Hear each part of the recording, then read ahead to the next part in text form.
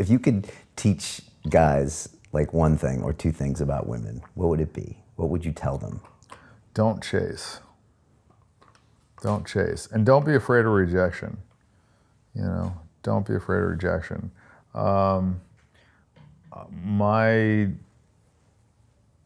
I guess like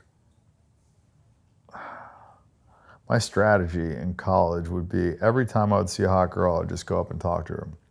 I didn't care if it was in a fucking grocery store, if it was in a library. Like if I saw a girl that I found attractive, I would just go talk to her. And I wouldn't go up and say, oh, I think you're beautiful and all that cheesy bullshit. I would just go talk to her about whatever. Like, didn't matter. You just have a conversation with her. See where it went, you know? Sometimes it didn't go anywhere. Sometimes they wouldn't want to give you the time of day. Sometimes you'd have a casual conversation, lead nowhere. But at the end of the day, because I did that, it would just make me more comfortable talking to girls. And it was just kind of a numbers game. So I had, you know, pretty great success. And, you know, I always use the example of my one buddy who was like real conservative, who would only talk to a girl that he knew like really liked him. And, you know, so maybe he would like talk to 2 girls and he would sleep with both of those girls. And I would talk to 100 girls and maybe I'd sleep with 4 of them. But at the end of the day, like, he's batting 1,000, but I'm still fucking twice as many girls as him. So it's like one of those things where I just, you know, I would just put in the time and I would just interact with tons of girls. And now I realize that a better strategy, if you can do it, a lot of guys don't really have their life set up to do it, is set up your life to where the girls have to come to you. And so you don't have to pursue them. And when you don't have to pursue them, like I said earlier, you know, just the dynamic is different when they're chasing you as opposed to you chasing them. And everyone has more fun. Yeah, I mean, it's, you know, it's better for the girl because then when she finally sleeps with you, she feels like she accomplished something. And, you know, and she's like kind of worked for it, so she's a little bit invested. And if you hook up with her, it's because, you know, you've chosen to hook up with her and not because you were chasing something, you know. So I think it's better for both people, actually. Do you think we'll see more like Dan Bilzerian type scenarios in the future where, you know, there's a guy and lots of women? Yeah, I mean, I think there's a lot of people that are like trying to like copy what I'm doing. I don't know how effective they're going to be at it, but you know, there's what, 8 billion people in the world. I'm sure somebody's gonna be able to pull it off at some point. It's not easy. I mean, I'm in a very lucky situation. And I say lucky not because like I didn't work hard to get where I'm at, but because there's just definitely a degree in luck and, you know, super successful people. I mean, you have to be at the right time at the right place and then figure out a way to capitalize on that. A lot of people are given an opportunity and they squander it. But, you know, poker, for instance, like I got into poker at the right time, the right place. And I put in the fucking hours. I mean, you know, the 10,000 hours theory, I logged my 10,000 hours. I paid my dues, playing 18 hours a day, fucking 6-7 days a week, pissing on the laptop while I'm playing 10 fucking tables at a time and, you know, doing all that. And it paid off, you know. There was a grind and it sucked, but then I made a bunch of money and, you know, and I used that money to, you know, hire a bunch of staff, and now I've got, I don't know, I think I have like 90-something people working for me. So, you know, I don't have to spend any time going grocery shopping. I don't make my bed. I don't wash my clothes. I don't, you know, do any of that stuff. So all the time that I spend is on business or hanging out with girls or hanging out with friends or traveling or doing things that I want to do. So I really don't spend any time doing things that I don't want to do. And so I would say that I've lived like 10 lifetimes at least of like a normal person, just because I haven't, like, if you look at a normal person, they spend, you know, 40 hours a week working plus the commute and this and that. And so of their usable time, if you subtract out the 8 hours a day that they sleep and take a shower and take a shit and brush their teeth, like all this stuff that like they have to do, right? Like how much of their day is actually usable?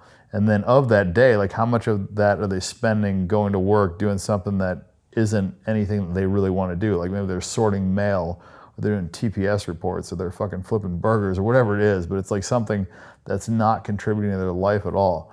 And everything that I'm doing is something that like I want to do and is interesting to me and that's contributing to my life, and, you know, and and then I'm learning something from it or whatever.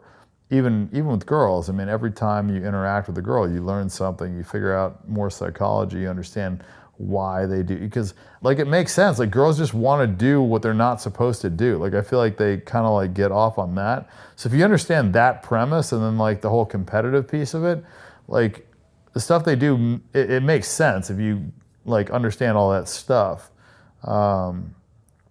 Still surprising sometimes, but How do you keep them all happy? Like you must have certain. that's hard actually. That is actually probably like the most difficult piece of this, because yeah, I mean you gotta like sleep with all these girls. If you don't, then like they get like upset. So there's like definitely a big sexual obligation, I would say,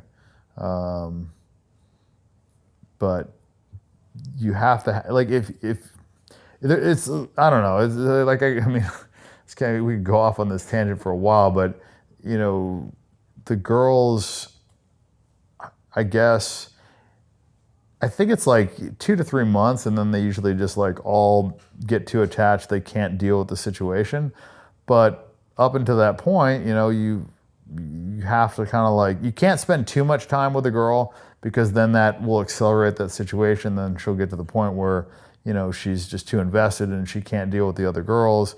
So you have to spend like a somewhat limited amount of time with them, but enough time that they're like happy, right? And then you have to keep the rotation so that if, some of them leave, it doesn't matter. And because you're okay with letting them leave and they can date other guys and they can do whatever they want, it makes them not necessarily want to do that as much as if you told them not to and you tried to control them.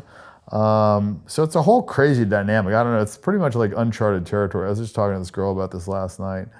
Yeah, you should write a book about this. Yeah. Are there rules? The rule is honesty. That's my one rule. It's like, you have to be honest with me and I'll be honest with you. You can lie to your boyfriend, you can lie to whoever the fuck you want, your friends, I don't care. But you have to be honest with me and I'll be honest with you. That's pretty much my one rule. So if she asks me a question, I'm just going to tell her the answer. And, so I tell her, you don't want scary answers, don't ask scary questions, but I'm going to tell you the truth. So, and I think because of that, it's weird. I mean, I think they're so unused to that when they ask you a question, like, oh, like, how many girls have you hooked up with this week? And you tell them the truth. Like at first they're just like, what the fuck?